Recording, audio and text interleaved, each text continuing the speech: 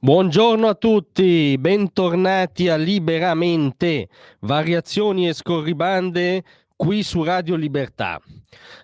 Allora oggi mi vorrei interrogare veramente su quello che non può non apparire un controsenso, una contraddizione, un'ipocrisia.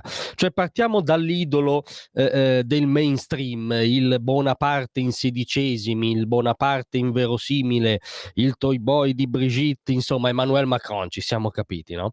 Allora, cos'è successo in questi giorni? Che Emmanuel Macron, reduce da, diciamo, i controvertici inverosimili sull'Ucraina rispetto all'iniziativa negoziale portata avanti da Trump, a un certo punto ha capito appunto che questi controvertici suonavano involontariamente comici e ha fatto l'unica cosa sensata, cioè ha preso un aereo ed è andato a Washington a parlare col presidente degli Stati Uniti.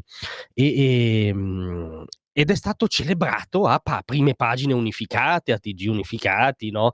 a pensosi commenti unificati, perché è andato là, come ha dichiarato lui espressamente, rappresentando la Francia, parlando per la Francia e portando gli interessi nazionali della Francia, confrontandoli con quelli del principale alleato.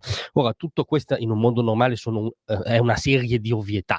E no, ma nel nostro mondo no, però. Cioè, nel senso che sono gli stessi giorni in cui lo stesso mainstream, con le stesse prime pagine unificate, ci dice che guai a trattare, diciamo, da Stato-nazione con Trump. L'Europa deve stare unita, bisogna trattare come Unione Europea. C'è questo Moloch, bisogna mandare i burocrati di Bruxelles probabilmente a trattare alla Casa Bianca. Figuratevi quante speranze hanno di fronte a Trump, Rubio and company. Ma insomma ci stanno dicendo il contrario da giorni. Cioè c'è questo dogma per cui non bisogna disunirsi, come peraltro se l'Europa Unita avesse regalato grandi performance in questi anni sul dossier ucraino in generale, no? Direi che non le ha regalate nemmeno su se stessa, essendo un grande caso di masochismo politico l'Unione Europea recente, basti pensare solo a eurofollie come il Green Deal. Ma non divaghiamo, insomma, c'è questa curiosa contraddizione per cui Macron viene presentato come un capo di Stato illuminato, un leader all'altezza delle sfide contemporanee, perché è andato da Trump, diciamo, da pari, secondo ricostruzioni che hanno a che fare più con la fantascienza che col giornalismo, anche correggendolo. In realtà, dopo i controvertici, andando a Washington, Macron ha fatto un'inversione a U di lucido realismo ed ha trovato una quadra con Trump, ed è celebrato in coro quasi unanime. Se si affaccia l'idea che l'Italia, la quale ha un rapporto preferenziale con questa amministrazione, col presidente e con alcuni suoi esponenti di punta, vedi Elon Musk, che l'Italia faccia la stessa cosa del celebratissimo Macron, e cioè tratti in quanto Italia con gli Stati Uniti, principale alleato dal dopoguerra, no, quella è una bestemmia. No, non si può fare, l'Europa deve essere unita. Ma come?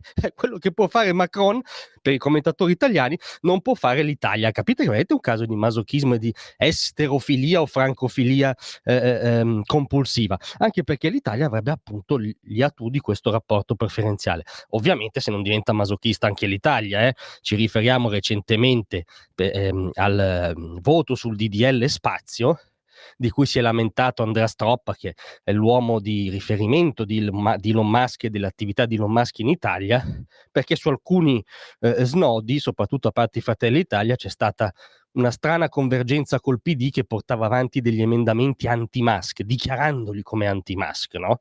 Elon Musk, ricordiamo oggi, è l'unico che è così avanzato dal punto di vista della tecnologia satellitare da avere satelliti a bassa quota, che sono una rivoluzione rispetto ai vecchi satelliti geostazionari che sarebbe interesse della sicurezza e della difesa nazionale acquisire. Ecco, non inventiamoci strane convergenze, no?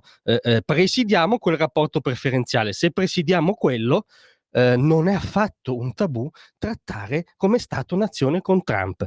In questo senso ci sembra ovvia la posizione appunto del ministro Salvini, che è questa. Emerge da alcuni retroscena che la premier Meloni avrebbe detto che per senso di responsabilità è meglio trattare tutti insieme.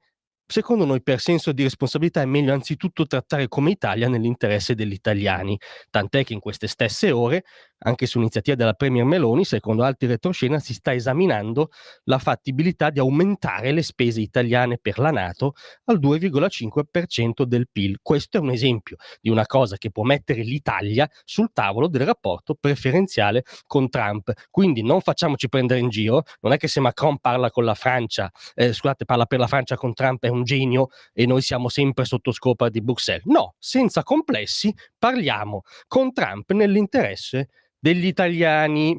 Grazie a tutti, ma rimanete con voi perché a breve la nostra intervista settimanale. Vi aspetto.